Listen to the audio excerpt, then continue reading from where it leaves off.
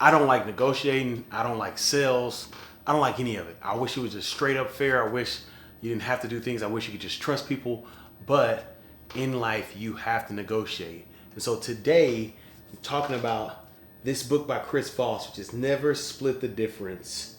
Negotiate as if your life depended on it. This is one of the best books I've read on negotiating. Well, it's the only book I've ever read on negotiating. And I heard a podcast, I forgot what podcast it was, and I heard him speak about, him being a former FBI top hostage negotiator and some things, and how we could take what he learned there into our personal lives. And it's just been incredible. And so I'm excited to do a book review on this. Voss, thank you for writing this. I know you do some other stuff with companies and things like that, but this was a really good book. So let's dive into it. Before I get into my 3 biggest takeaways, this book just really showed me that negotiation isn't always negative, and it isn't always about money. I think it was that's kind of been my thought process, is about money. It's hard.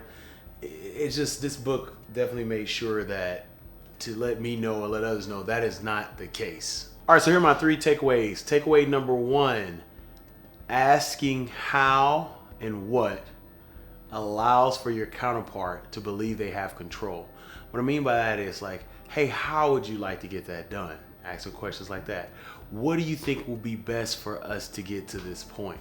And so you're asking questions where it seems like you're, in a sense, submitting to them the path to getting something done, all while you're getting what you want to get done. You're just surrendering control to them and helping them feel as if they do have the control. And my takeaway 2 kind of is tied into takeaway 1. You want to convince the other party that the solution they have is truly the best solution. All the while, the solution they have is the one that you wanted. And so you kind of walk them into this, I don't want to say trap, but you give them, like I said, the first takeaway, you talk about the hows and the whats, and then you convince them that your solution you want is actually their solution. And then number 3, the third takeaway, this is probably the biggest takeaway I got out of the book. It really, really helped me as far as money. Remember I talked about negotiating being like money earlier, is using odd numbers. So he talks about in the book about salary, or if you're buying a car or whatever, most people throw out even numbers, 80,000, 100,000, 60,000, whatever it may be. He talked about using odd numbers, because what odd numbers does in negotiation is it lets the other party know, wait a minute now, they've done their research. So let's say I'm going for a position and normally I've asked for $80,000. Let's say I come in and I say, well, can we go 83,725? And people are like, okay, sure, you did your research. It's funny because I actually use this with my wife. I literally just finished reading this book, and my wife was like, I don't know what to say for salary. I was like, babe, just say this number and make it an odd at the end. And they didn't bat an eye.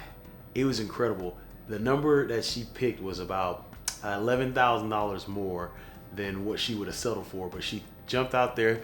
Thank you, Voss, for this. That helped my family so much. And she used that technique that I learned from the book, and it helped her.